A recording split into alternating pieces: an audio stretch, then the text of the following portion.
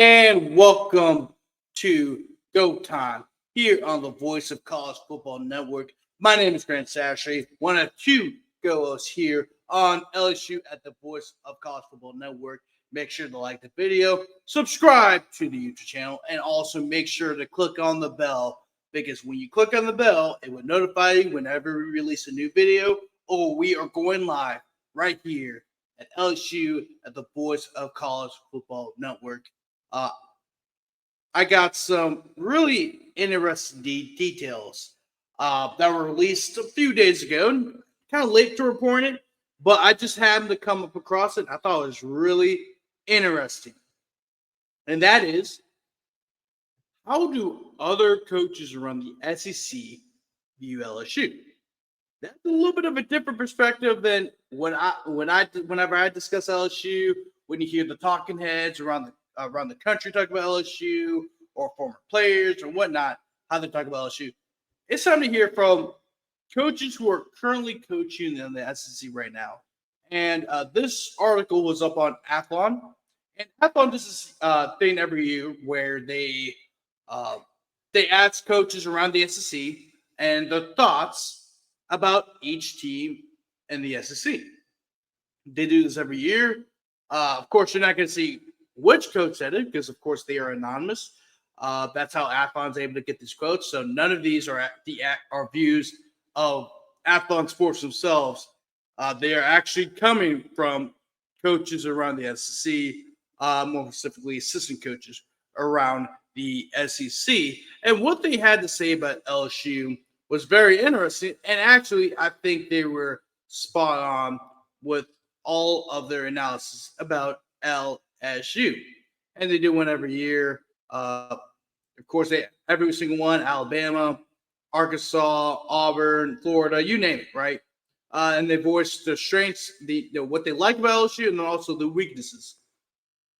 And these four quotes are actually very interesting. So we're going to break down every single quote. The first one being, Gary Nussmeier is a legit talent, and they did a really good job finally getting serious in the portal to put weapons around him. I agree with that. Look who they had in the transfer portal, right? Look at wide receiver.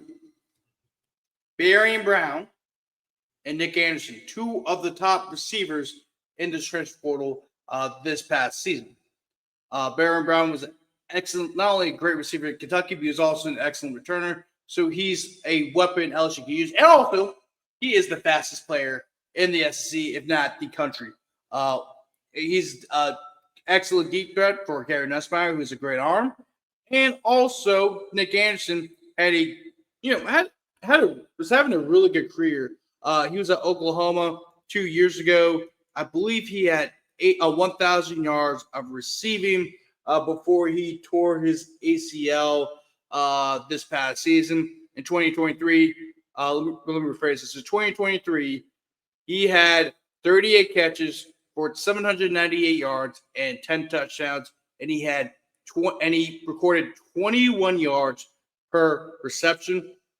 And that's pretty incredible. He had 38 catches. But Oklahoma doesn't really have the greatest offense in the world. They didn't have Dylan Gabriel that 1 year. I think that's where his best year came from. But on 38 catches, he nearly had 800 yards. That's pretty incredible, considering how low his reception total was, and he was able to get that amount of yards. And then last season, he barely played. He only played one game, or he only appeared in one game, and that one game he tore his ACL, and that led him to being out the year. But that didn't stop when he entered the transfer portal. That didn't stop him from being a top 3 receiver in the transfer portal, and LSU was able to pick Nick Anderson up. And not only that, you added Bauer Sharp, the leading receiver from Oklahoma last season. You added him to give a different element in the tight end room, right? You already had Trey Green, who's going to be a future star at tight end. LSU just had Mason Taylor, and now they're going to get Trey Green. So you got two studs of tight end back to back, and not only that, you have another tight end to complement them. We know Brian Kelly and Joe Sloan want to have formations where they have two tight end sets, and Bauer Sharp is an excellent addition there. We already know about Caden Durham. He will be back after a stellar freshman campaign. Harlan Berry has now joined the team. It looks like he will have be a huge part of the offense this year. Caleb Jackson also, even though he had a bad year last year, it'll be very interesting to see how he bounces back from last season. Can he bounce back? I don't know. The only concern LSU does have is on the offensive line, and we're actually about to discuss that in a second. And this is what one of the coaches in the SEC said about LSU's offensive line. They're going to take a significant step back on the offensive line, but they're better at the skill positions. Look, I already named you the skill positions, especially on the offensive side of the ball. Well, really just the offensive side of the ball. We'll get to the defense in a second. But yes, LSU's offensive line may take a step back. And the offensive line is easily the biggest concern for LSU right now. You lost 4 of your 5 starters from the year before, including your All-American left tackle, Will Campbell, who was a top 5 pick. Emory Jones was declared for the draft and was drafted in the 3rd round. Miles Turner and Geaux Dellinger, guys who've been 3 to 4 year starters for you guys, for LSU.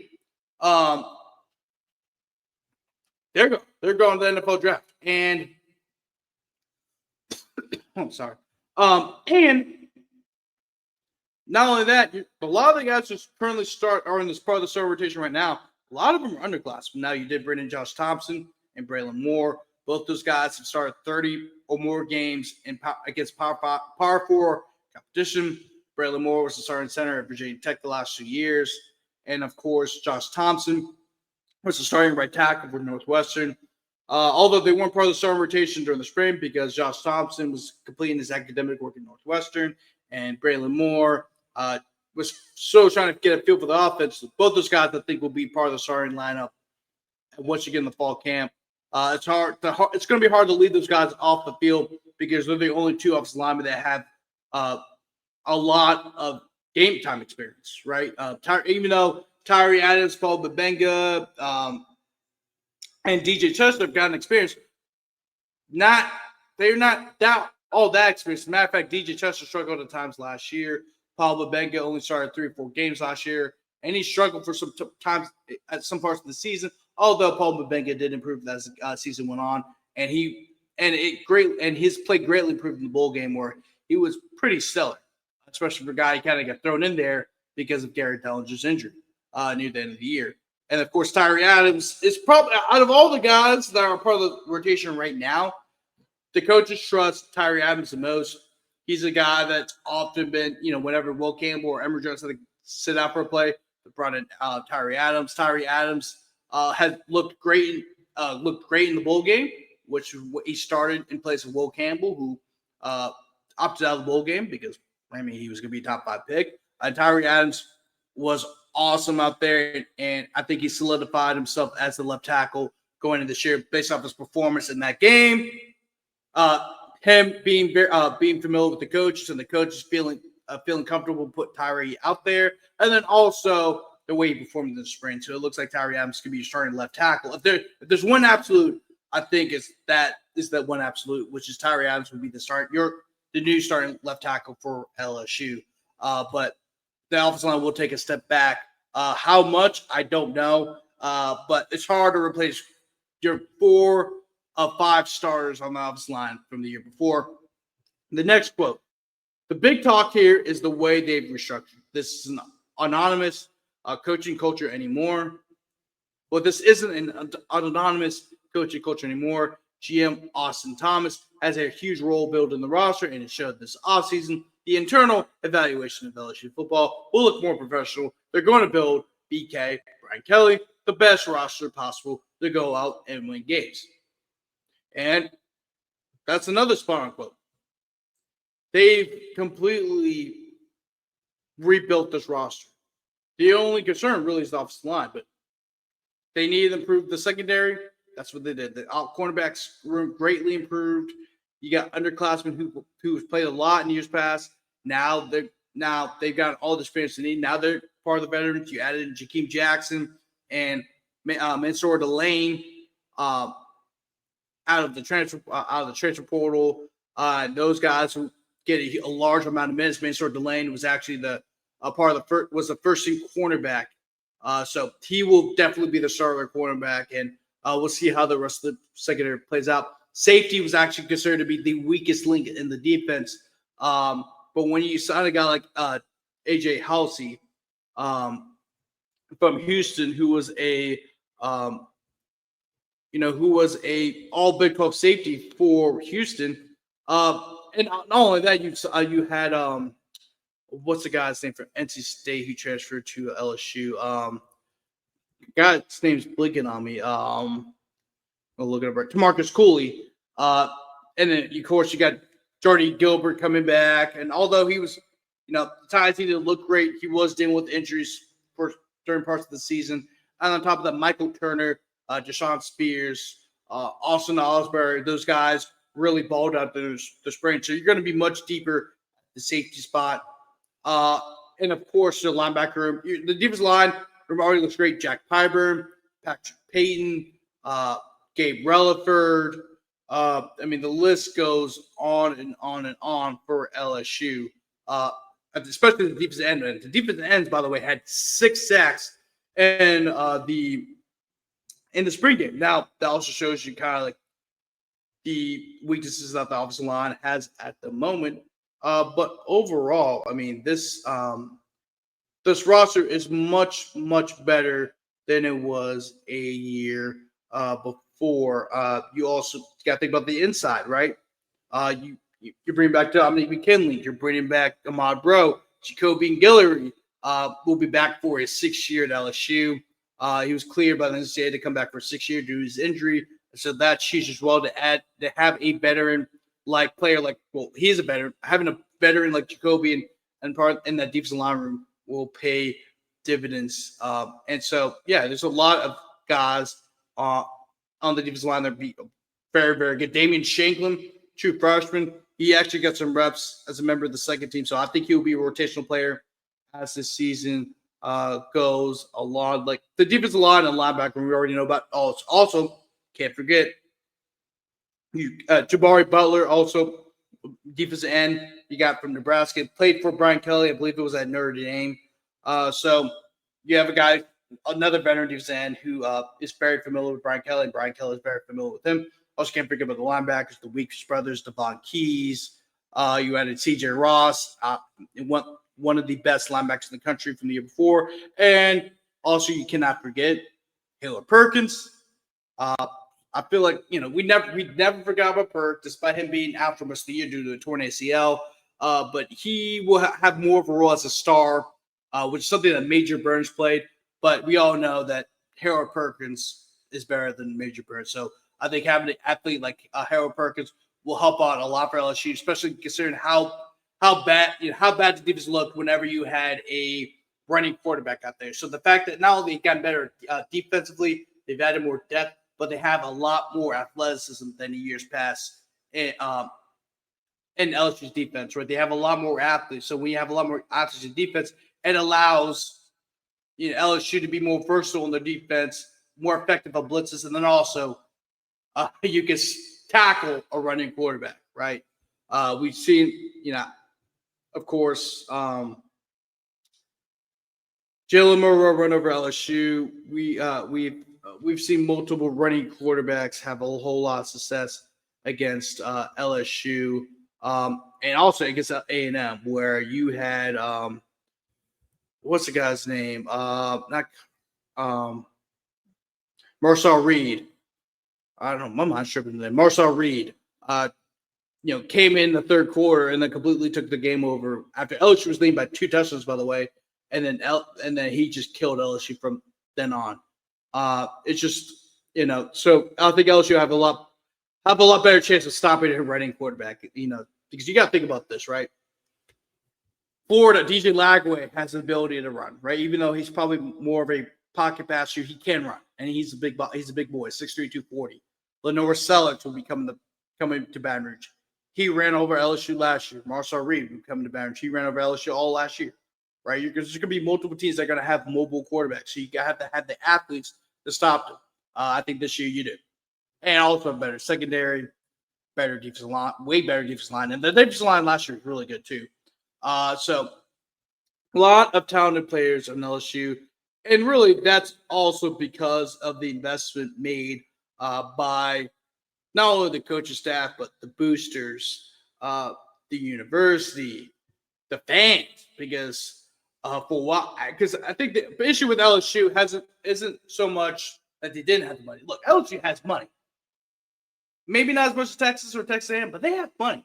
The issue was it was disorganized. It was poorly marketed. Nobody knew what to do with NIL, because a lot of people, were still trying to figure out NIL. Also, LSU has an older fan base too, as well. You got to think about that. They're just used to guys coming to LSU because of the brand. They don't realize, we might have to spend a little bit more money to get some of the best athletes in the country, also the state as well, right? You got to build that wall around the state. We've actually had a video of that in the past before about Brian Kelly and his efforts to build a wall around the boot, which is better known as the state of Louisiana. And really, also, you want to know how disorganized it was? A lot of fans didn't know you could donate money to that out collective. Like, a lot of fans didn't know that until people started, hey, you could pitch in $10 a day into the collective. You could pitch in $20 a month to the collective. Like, not a lot of people knew that. And that was on LSU. They did a poor job of marketing their collective and how you can help LSU with this NIL funds. But that has been much improved due to the efforts of Brian Kelly and also Thomas. And really, I think Bryce Underwood flipping from Michigan to LSU was the best that happened, because all the money with the Bryce Underwood went to all the players in the transfer portal. So there's that. So thank you, Bryce. Thank you. That's what LSU, everybody at LSU is saying. But including myself, I'm an LSU grad. That's been well documented, and also I host an LSU show. So, but the last quote I got here is actually probably the most damning one, but I think it's also the most important one. And we've talked about this on the channel before. They have playoff expectations here, and it's a better depth chart than he's had in Baton Rouge. If they aren't in the college football playoff, I think there's some serious pressure here. And yes, there is. This is the best team Brian Kelly's ever had. You have a lot of great players on offense. This is the best defense Brian Kelly's ever had. A lot of athleticism, a lot of talent, a lot of veteran leadership. You've done a great job on the recruiting trail, and you've done a great job in the transfer portal. You had the number one transfer portal class in the country. You had another top 5, top 10 recruiting class in the country as well. There's a lot of excitement around this football team this year because of how talented they are. But with that comes the expectations. Brian Kelly was hired at LSU to lead the Tigers, not only to win the SEC championship, not only to make the playoff, but to win the national championship.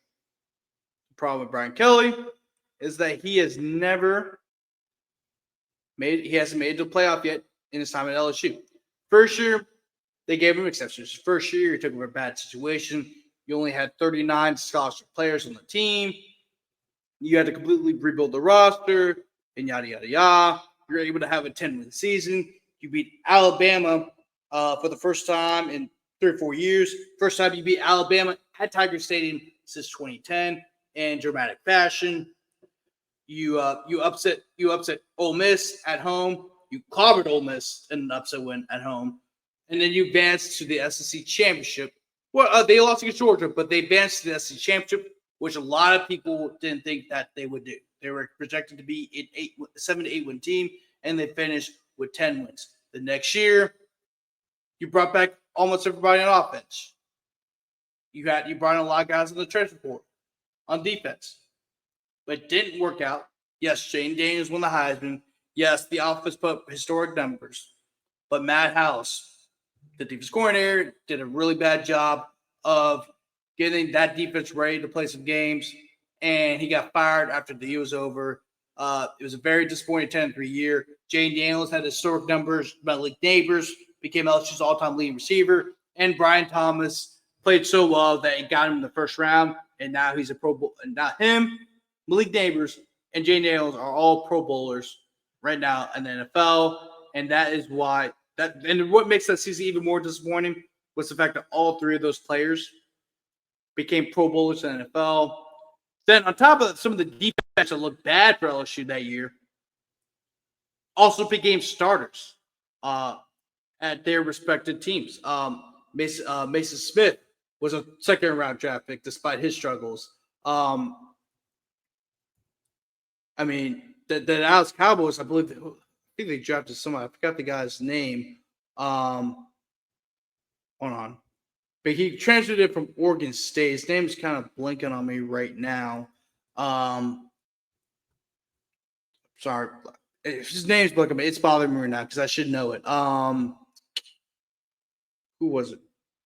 Somebody. I forgot who it was. Who was it?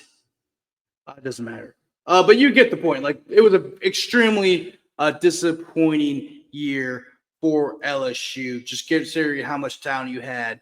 And really just how poorly you recruited on the defensive side of the ball. But everything changed in 2024 due to the fact that you brought in a whole new defensive staff. You brought in Blake Baker, Stevens coordinator. You hired Bro Davis. You brought in Kevin Peoples. You brought in Geaux, and you brought back Corey Raymond, and you got him to return back home in Baton Rouge. And that defense got – but yes, they did still have some of their weak points, but that defense got immediately better. Oh, by the way, that linebacker I mentioned earlier was Omar Speights. Omar Speights played a significant amount of minutes – significant amount of snaps for the Los Angeles Chargers. So it was just a piss poor job of Matt House. But going back to my point, and then yes, the defense got better, but there's still some weak points. But you could tell that your LSU stepped in the right direction, right? They improved last year, even though look, I would say they improved as a team. They went 9-4 after the last years went 10-3 basically, but LSU has the makings to be a college football playoff team. The roster screams playoff team. The talent screams playoff team. The depth of the roster screams playoff team. The coaching staff screams playoff team. The resources, the NIL, everything screams playoff team. Look at the schedule. I wouldn't say it's an easy schedule, but you beat Clemson. Who else is going to be LSU? Who has a better roster than LSU right now in the SEC? You can make a case for Georgia. You can make a case for Texas. That's about it. They are in the top 4 teams of the SEC based off of who they have on the roster.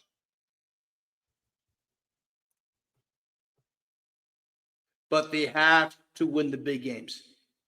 And that starts off with Clemson. You have to beat Clemson if you want to prove that you're one of the top dogs in college football. You have to go to the other Death Valley and defeat Clemson. You have to. You have to. I know I'm putting a lot of pressure on LSU, but that's the expectations that have been raised because you improved the roster. This is the best team you've ever had. And Brian Kelly, unfortunately, has been known as Big Game Brian because he, as great as a coach he is, the amount of players sent to the NFL. I mean, he's the winningest active coach in college football right now. Over 300 victories. He's won every place he's been at. He won national championships at Grand Valley State. He went to Central Michigan. Central Michigan wasn't a very good program. His last year, he leads Chippewas to the MAC championship. Then he goes to Cincinnati.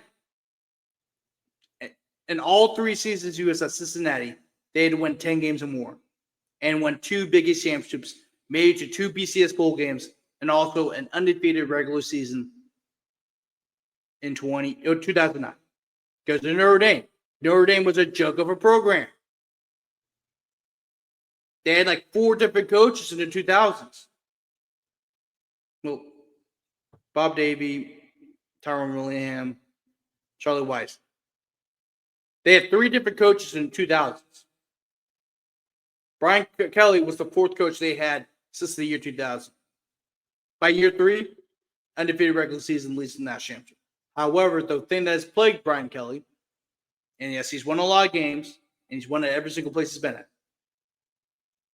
But at Notre Dame, he didn't win the big games. He didn't beat the teams that you have to beat to legitimize yourself as a power. Yes, maybe those teams were better than Notre Dame, like Alabama, Clemson. Those teams were better than Notre Dame, right?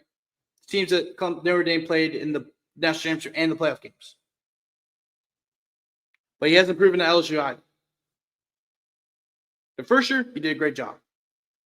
Second year, not so much. Third year, disaster. You lost against USC, a USC team that finished the season 7-5. First game of the year, that game you should have won. They lost against Texas A&M after they had a 2-touchdown lead in the second half, and they looked ill prepared to stop Marshall Reed, even though he had played 2 or 3 games beforehand as a starter when Conor Wegman got hurt. The fact that you didn't prepare for him to get in the game if Conor Wegman was struggling shocked me. The next week, the next game, you go up against Alabama. Jalen Milroe looked like a Heisman Trophy candidate against you. And Jalen Milroe was not a very good quarterback. You lost 42-13. That was the most embarrassing loss to Tiger Stadium in a very long time.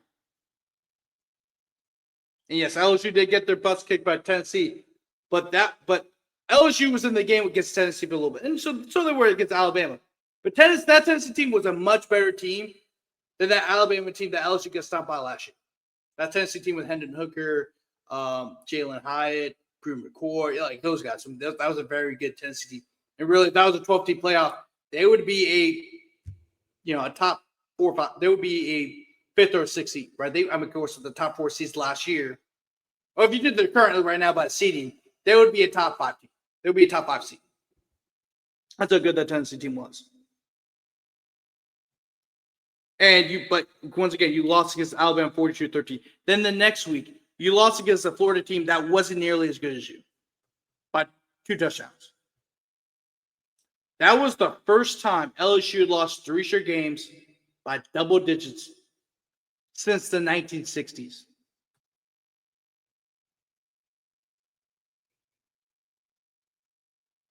Fortunately for LSU, they won the next 3 games, the last 2 games of the year, and the bowl game. But you have to show you moving a step forward. LSU has been stagnant, and then he took a little bit of a dip last year.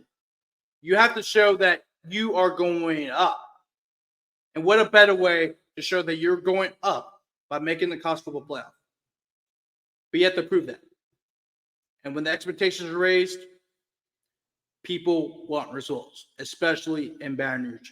And if they don't make the playoff, you already know the big money boosters are meeting together and coming up with the amount of money needed to fire Brian Kelly. Not after the year's over, of course, because look, his contract's, his bond's gonna be still expensive, but next year, when it gets a little cheaper, they're getting their money together. Brian Kelly knows that. That's why he got the number 1 porter class in the country. That's why all the moves that have been made during the offseason have been made, because he knows the pressure is on. Everyone knows it, including the old ball coach himself, Brian Kelly. And you have to prove it. August 30th in Clemson, at the other Death Valley in Clemson, South Carolina, and what should be a highly anticipated matchup. But that's going to wrap it up for this episode of the Go Time Podcast. Once again, I'm your host, Grant Sashbury. Make sure to like the video, subscribe to our YouTube channel, and make sure to click on the bell for all notifications that are going along with this channel. We're trying to get this thing rolling, and I think we're doing a great job. We're moving in the right direction. But the more you like this video, the more you subscribe, the more support we get, we can help get this thing rolling. So please do that. I'm not begging you to do it. You can do whatever you want, but also be great. Great for you guys to support us and everything like that. But I'll see you guys later. We got a big regional coming up against West Virginia. The first pitch will be tomorrow at 1 o'clock, and we'll also do a recap of all the games going on the Super Regional. And, of course, we have a live show every Monday at 6 o'clock p.m., and Zach Jenda will be joining me. But in the meantime, you guys have a great rest of your weekend, and go Tigers.